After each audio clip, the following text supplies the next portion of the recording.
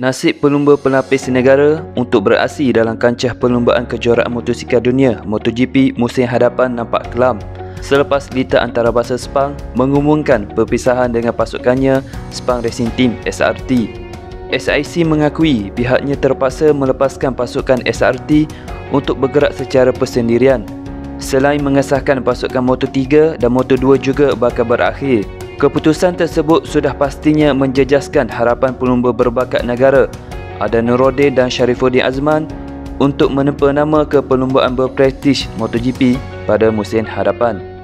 Ketua Pegawai Eksekutif SIC Azhan Shahriman Hanif berkata pihaknya sedang merangka perancangan buat pelumba pelapis negara dan pelibatan mereka dalam perlumbaan MotoGP pada masa akan datang. Pihak SIC menerima keputusan yang dibuat oleh Petronas yang mana mereka tidak akan sambung kontrak bersama pasukan SIC pada tahun depan. Ini bermakna pasukan di bawah kendalian Datuk Razlan Razali iaitu SRT akan bergerak secara persendirian. Bagi pelumba muda yang berpeluang melompat ke MotoGP iaitu Adam dan Damok ke Moto3 dan Moto2, ketika ini kita mahu mereka fokus dalam saingan dan habiskan perlumbaan CEV terlebih dahulu. Hujung tahun ini kita akan rangka perjalanan mereka, katanya semalam. Ketua pasukan SRT Datuk Razlan sebelum ini mendedahkan pihaknya akan mengumumkan perancangan mereka sebelum perlumbaan di Silverstone.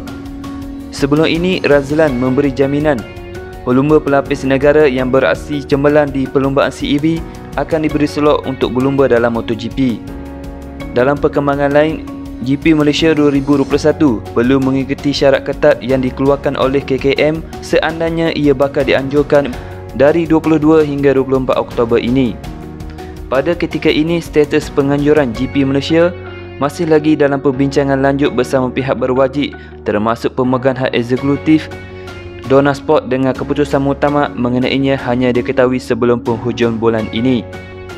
Ketua Pegawai Eksekutif Liga Antarabangsa Sepang SIC Azhan Shahriman berkata pihaknya sudah mengemukakan prosedur operasi standard kepada KKM dan Majlis Keselamatan Negara MKN dengan maklum balas mengenainya sudah diterima. Kami sedia maklum situasi di Malaysia tidak begitu baik, kes masih konsisten iaitu dalam 20,000, kata Shahriman atau lebih mesra disapa Syaf dalam satu sidang media secara maya.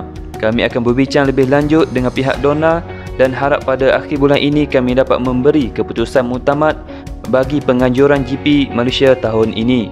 Kami memang mahu menganjurkan GP Malaysia tahun ini tetapi disebabkan tekanan situasi semasa, KKM menetapkan syarat agak ketat untuk membenur kes supaya tidak meningkat. Jadi sekiranya boleh dianjurkan, mereka perlu mengikut apa yang ditetapkan oleh KKM. Susulan penularan pandemik COVID-19, GP Malaysia tidak dapat dianjurkan di Liga Sepang pada tahun lalu.